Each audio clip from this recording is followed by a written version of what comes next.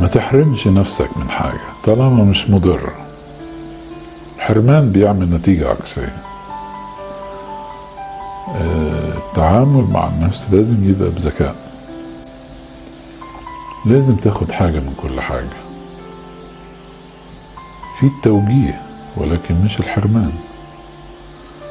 اللي اتحرم من حاجات كتيرة قوي بتحصل حاجتين: يقال ان فاقد الشيء لا يعطي. انا بقول ان فاقد الشيء هو حد ادعى ان يبقى اكتر واحد يعطي اللي فقده، لانه عانى من فقدانه. المفروض ما يعيش ناس تانية الفقدان اللي عاشه، سواء ان كان الناس دي حواليه او هو في المحيط بتاعه.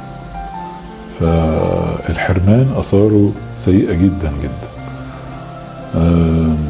لازم نتأكد ان حرماننا من الاشياء يبقى عليه فيدباك.